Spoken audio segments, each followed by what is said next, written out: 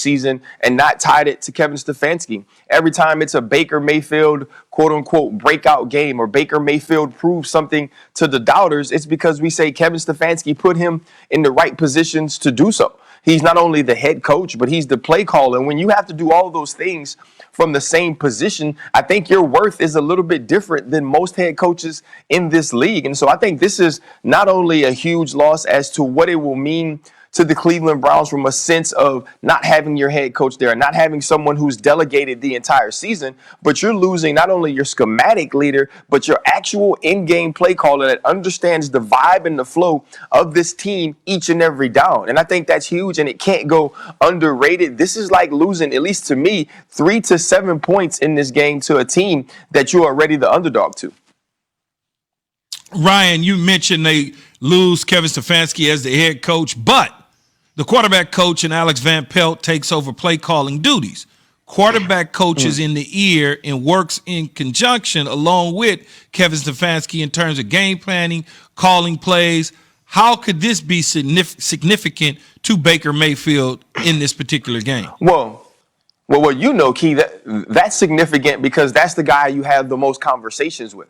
So I think it's significant on two parts. Does this take Van Pelt from being able to sit next to Baker Mayfield on the bench and being able to go over the pictures and talk about what happened, because he is delegating, because he now does have a new position. He now has new responsibilities and obligations as the head coach? Or does this give them some sort of synergy and carryover and chemistry from having talked to Van Pelt throughout the season and kind of understood each other, and Van Pelt knows how to get Baker in the right position, knows how to have Baker more comfortable or as comfortable as he can possibly be to make those plays? I think it could go either way. And so where it is good that you have someone who's been a part of Kevin Stefanski's start process as the game goes on, it's different when you have to do it from the head coaching position, which Van Pelt will have to do now.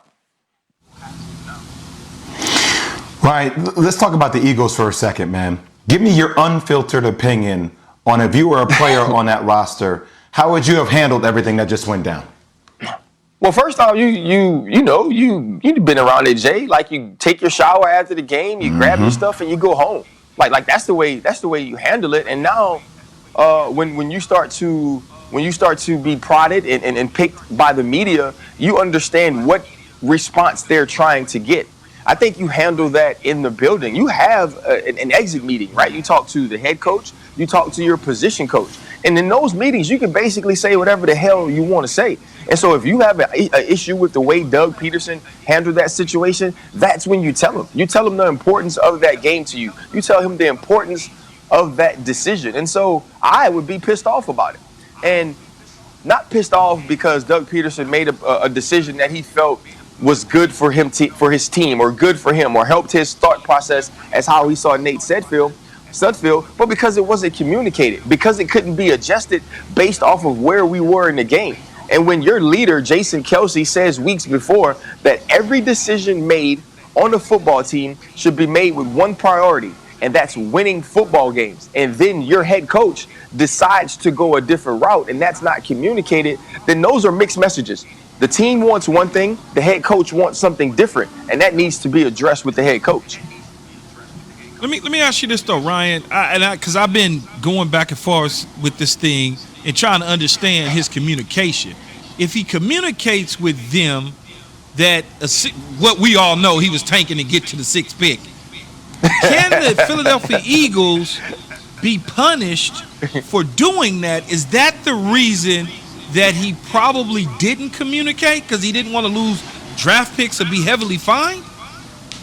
You know, I'm pretty sure you could be punished for that, right? That seems like something that would be detrimental to the shield, right? Detrimental to the integrity of the game. And so if those things would get out, I'm sure the NFL would investigate it. But even if you're not communicating why you're doing it, Key, you need to communicate that you're doing it. You need to let your team know, okay, this is the plan going forward. And if it truly was Doug feeling like it was senior night and Nate Sudfeld had been there 4 years, and because he ran the scout team really well,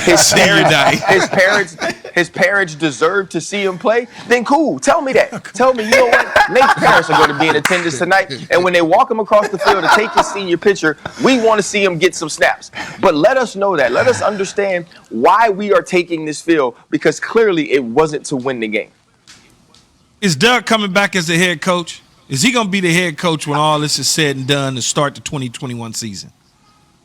You know, I think that's a conversation, that's an overall organization conversation, Key, because you look at Doug, like Doug's been to the playoffs since 17, 18, 19. He's at the playoff team.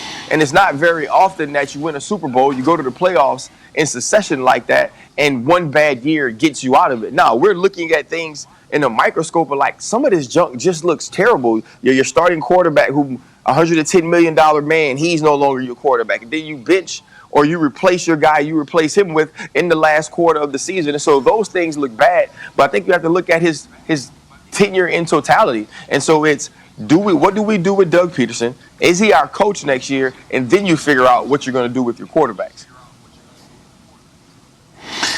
How about the Dallas Cowboys situation here, right? Do you think Dak Prescott actually has the leverage in the situation, and will he get top dollar as a quarterback? Hell yeah, he got the leverage. Now, I don't know if he's going to get top dollar, right? Because this team seemed to not. So what's the point of having the leverage? Dollar. Well, the point of having the leverage is doing your best to get as close to that as you possibly can, right? It's not basketball. Jay, you know, in basketball, there's a number you can point to me. There's a super max that you can't talk me out of. We don't have super max. We don't have max deals. It's not, if you've been with this team for so long, they can offer you more than this team. We don't have that. That's not how it works in football. So your thing is to get as close as you possibly can to your number. Get as close as you possibly can to your wants and pull the team away from theirs as much as you possibly can. And that's where Dak Prescott is right now. Dak Prescott can't go in and demand a Patrick Mahomes deal. You know why? Because he ain't Patrick Mahomes.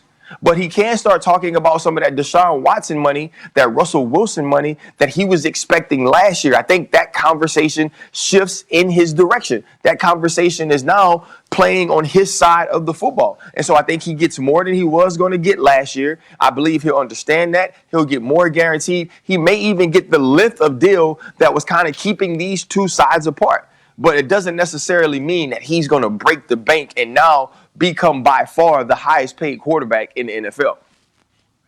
Now, Ryan, follow me here, though, right? Because it wasn't you.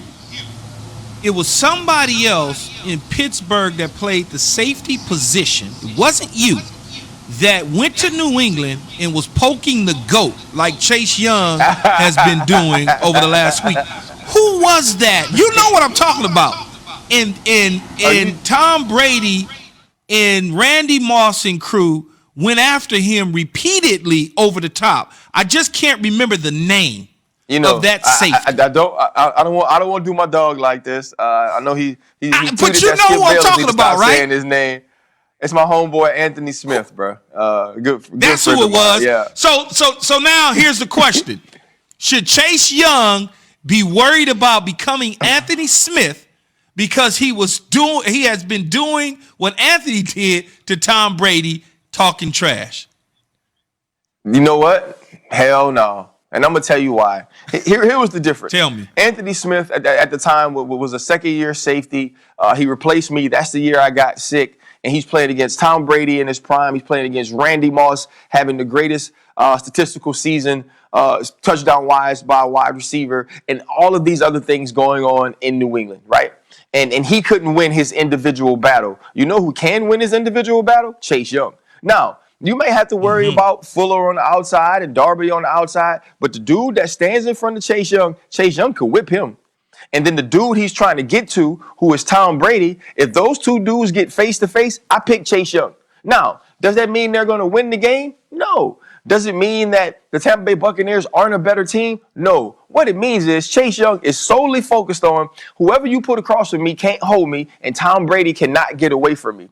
I got an opportunity to interview him the day before the draft for Under Armour, and I asked him, who would be your dream quarterback to sack? And he said Tom Brady. It's more a respect thing. It's more of living out a dream thing. Think about how young this dude is and how long Tom Brady's been playing football.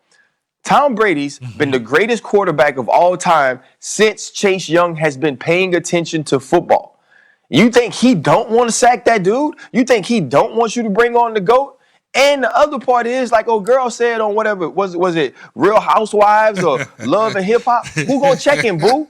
Nobody. Dude gonna be okay. I just, I was at that game. I went to that New England game, and I remember it wasn't the funny. story It wasn't pre-game. Good. Oh, man. Yeah, it wasn't good. It wasn't good. Fair enough. Remember, Brady's been in the league for basically 20 years, and Chase Young is 21 himself. Ryan, we'll see you on Get Up Top of the Hour with Greeny the Gang on ESPN. Thank you, man. Y'all boys have a good one. Oh, man. Bombs away. Oh, them things was flying all over the place. Zubin, you should have seen that. It was crazy. And so I'm there, I go as a guest of New England Patriots, Belichick, and we having pregame conversations. They like, that dude right there, we get ready to do something to him. Don't poke the bear or the goat or any other animal for that matter. On the way, man, Desmond Howard is in one of the most exclusive companies in all